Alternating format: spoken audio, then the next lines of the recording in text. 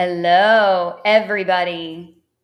Hi, YouTube world. This is Jeannie Fisher, the 401k lady, and I am terrified to present my actual first live stream video. So, we're going to try to do a typical video in a live stream format. And if I make big mistakes, we can all just kind of laugh about it later. Sound good? Okay, so stop doing this in your 401k.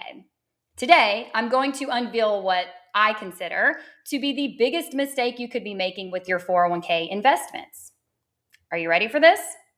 Look at your portfolio and determine how much you have in cash and or cash equivalents. Now, in a 401k, this may be called a guaranteed fund or stable value fund. It may even be dubbed a money market.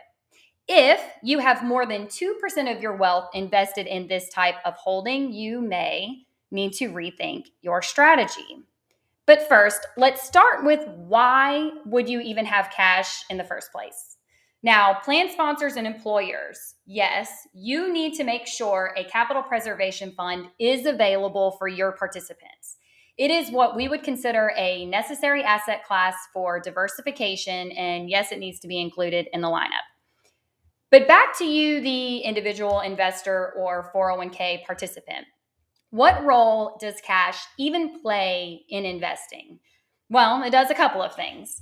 First and foremost, it provides liquidity in the event that you need it. So maybe you are taking regular distributions, or maybe you have an emergency pop up. The cash is there for you to use. Or maybe, there's the first live mistake.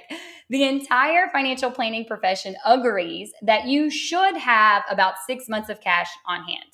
Okay. Finally, cash can be there for you emotionally. Maybe you're super risk averse and you just like knowing some of your investment is not subject to the whims of the market. Now, the high net worth investments may be holding cash as a dry powder strategy. This is a Warren Buffett thing, having cash on hand so that you can quickly jump from jump onto a new and exciting investment opportunity. However, here is why none of that should apply to your 401k or other employer-sponsored plan. To begin with, most of the people investing in their 401k are in the accumulation portion of their journey. You're typically still working and saving as much as you can. By very design, the 401k is meant to be a long-term investing bucket. You are typically penalized if you take money out before the age of 59 and a half, which means it's not supposed to be an emergency account. Your cash for emergencies should be in a bank account. Secondly, the average 401k balance is around $40,000. You are probably not Warren Buffett with his money, or quite frankly, the skills to treat your 401k as dry powder. Research has shown over and over again that people who attempt to time the market and move money back and forth from cash to stocks underperform the tried and true stay the course, stay invested recommendation. So, all things considered, holding a large portion of a guaranteed fund or stable value fund in your 401k is typically not ideal and potentially creating a significant drag on your long-term return. Additionally, with guaranteed and stable value funds only paying about 1.5% to 2%, and inflation currently at 5.5%, you are actually losing purchasing power in your 401k. Yet, if you look under the hood of many of the managed models inside a 401k, you can see a 5 or even gasp 10% allocation to the guaranteed fund or stable value fund. Why would managers and 401k providers be overweighing these funds so much? Well, here's a little industry secret. In our experience, when we see a higher allocation going towards the guaranteed fund or the stable value fund in a managed model inside a retirement plan, it is typically because that guaranteed fund is a proprietary fund. So what I mean by that is your retirement plan is with XYZ, and you're in a managed model or a model that's being managed for you, and a large portion of that model is going to the XYZ guaranteed fund. Look, I completely empathize with the thinning margins in the record keeper space, and funneling a large portion of participant assets to their proprietary guaranteed fund is a way to increase revenue.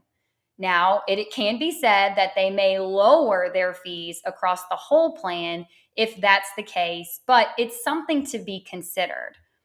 Another thing to consider is that typically these guaranteed funds carry something that is called a 12-month put, which means that the plan sponsor as a whole cannot replace the fund or even move away from the record keeper until they actually freeze that fund for at least 12 months.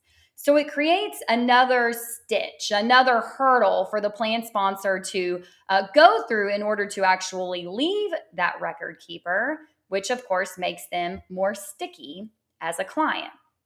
Now, for you, the individual investor, traditional target date funds recognize that a large cash or cash equivalent position is not ideal for a long term investing strategy.